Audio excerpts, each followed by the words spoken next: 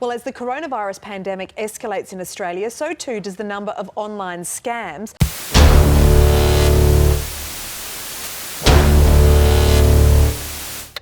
With this pandemic ongoing, people all over the world is worried, fearing that they might catch COVID-19. In times of crisis like this, others take opportunity in luring people to give them their money or even their personal information. These people are so-called scammers. Today, we're going to see how scammers use this pandemic in gaining what they want with people all over the world. Familiar with Cash App? A teenager received a message on Twitter asking if she wanted to get $250. She just needs to send $25, and after sending it, the person already blocked her and gone with her money. A lot of people are receiving these kinds of messages and asking for money to get more money back, also called as cash flipping. Scammers say that they have a special way of modifying the transactions through payment applications like Cash App, PayPal, Zelle, Venmo, or even Apple Pay. Like those scammers using apps, they also sell medical supplies online. Lockdowns are imposed everywhere, and they use fear to take advantage to sell products or get your bank information. In Amazon, a person who sold Purell hand sanitizer is charging it for about $122. One website shows a company that specializes in providing a wide range of medical equipment and well-stocked with items that are highly on demand due to COVID-19 virus. But they basically only offer 4 products on its webpage, and the fact that it only has about 8 products in their catalog is dodgy at its best. They also use terms like discounts or special offers. Another website enticed by offering discounts of 20% or more on coronavirus masks and claimed to have already sold more than 1 million worldwide. As a bonus, shipping claims to be free for the next 2 days only, and payment is secured adjusted. You make the payment and wait for something that would never come.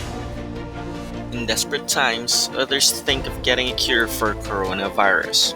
Scammers also use social media platforms to secure money either for investment or charity.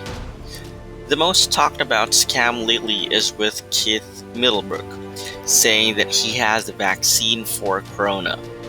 He's not a doctor nor a scientist, but a bit actor. He's telling people that if they invest $300,000, profits would be back for as much as $300 million. FBI already took action and arrested him for attempted fraud. As the number of coronavirus cases rise up, so too is the number of scammers online, particularly sending emails.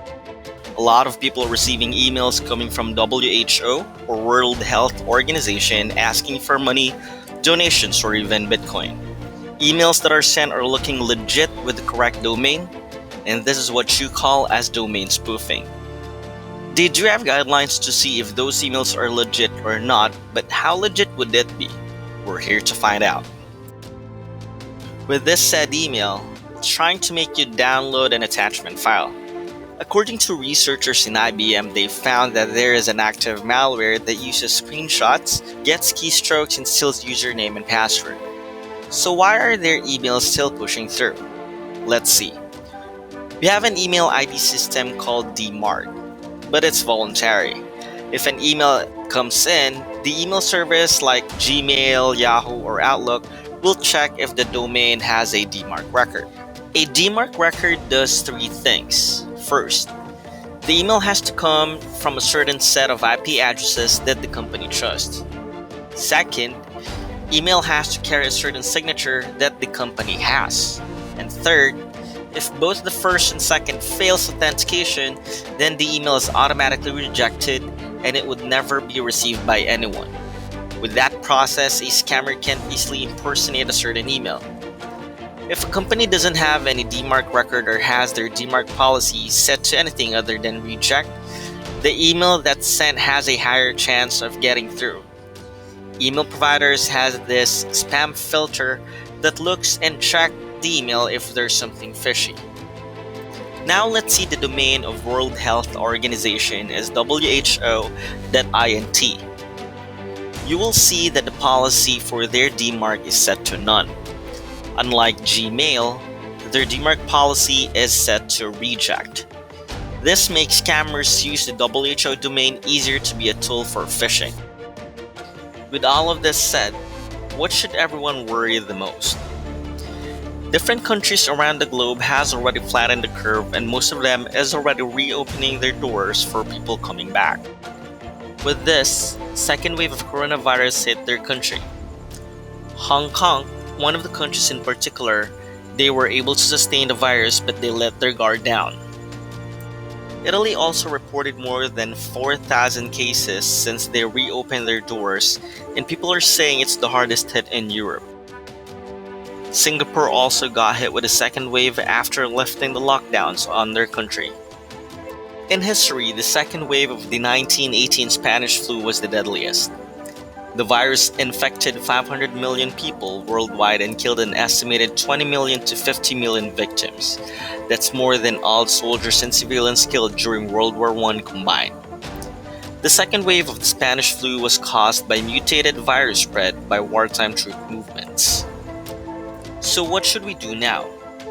Even though countries are flattening the curve, the best way to stay protected is to stay at home and always observe social distancing. Always stay safe and continue to fight this pandemic, COVID-19.